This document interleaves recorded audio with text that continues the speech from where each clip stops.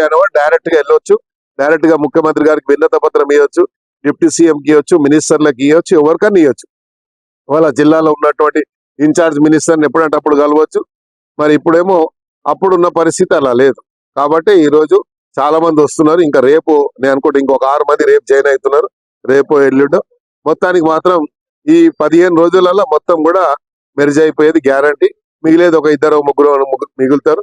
ఆ మిగిలిన వాళ్ళు కూడా ఇక ఏమంటారు, అది ఎటు పోవాలన్నా అటు పోవాలా అని ఆలోచనలు ఉంటారు తప్ప, అయోమయ పరిస్థితుల్లో మిగిలిపోయిన వాళ్ళు ఉంటారు తప్ప, మనస్ఫూర్తిగా ఉండేవాళ్ళు మాత్రం ఎవరు ఉండరు అక్కడ.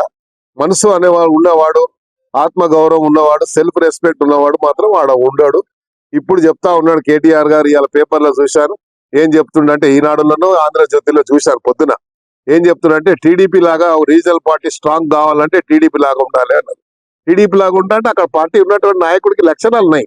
ఆ పార్టీని ఎట్లా కాపాడుకోవాలని చెప్పి, ఎన్ని కష్టాలు వచ్చినా ఆ పార్టీని కాపాడుకోవడానికి, ఎమ్మెల్యేలు కాపాడడానికి, ఎమ్మెల్యేల మనోధైర్యానికి, అక్కడ ఉన్నటువంటి ఎమ్మెల్యేలకు ఇచ్చే మర్యాద కానీ, ఎమ్మెల్యేలకు ఇచ్చేటువంటి ఇంపార్టెన్సీ కానీ ఇక్కడ ఇచ్చారా మీరు?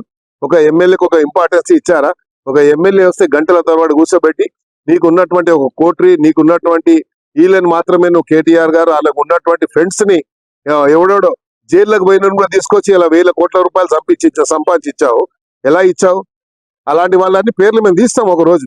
మా దగ్గర మొత్తం ఉన్న చరిత్ర ఉంది. వాడు గుండు శ్రీధర్ గాడు కూడా ఉన్నాడు, వాడు పని చెప్తాం. వాడు అయిన మొత్తం బేనామీ మొత్తం. అలా చాలా మంది ఉన్నారు, పేర్లు మేము చెప్పుకుంటూ పోతే అందరు పనులు బయట పెడతాను నేను గ్యారంటీగా. విన్నావా?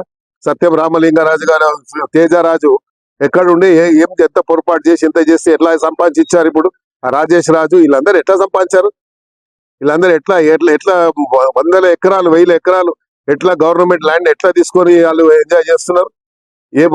దేని వల్ల చేయగలుగుతున్నారు? వాళ్ళు కేటీఆర్ అండ చూసుకునే కదా. కాబట్టి వీళ్ళందరికీ మేము తప్పకుండా అవన్నీ మొత్తం చరిత్ర నాదే ఉంది, బయట పెడతా ఇలా చరిత్ర అంతా. సమయం వచ్చినప్పుడు ఏదో దానం నాగేందర్ మీద యాంటీ డిఫెక్షన్ వేస్తాము, వెయ్యవా ఉడొద్దంటు నేను ఏడైనా వద్దన్నాడు. నేను కూడా కోట్లనే తెలుసుకుంటా. ఉడొద్దంటూ నేను అదే అని నీకు వేసే అధికారం ఉంది, వద్దంటలే. నేను తప్పకుండా నువ్వు వెయ్యాలి, వేస్తే దానికి జవాబు నేను చెప్పుకోవాలి. కానీ నువ్వు వేసే లోపల నీ పార్టీ ఉంటుందేమో అది చూసుకోముందు కదా.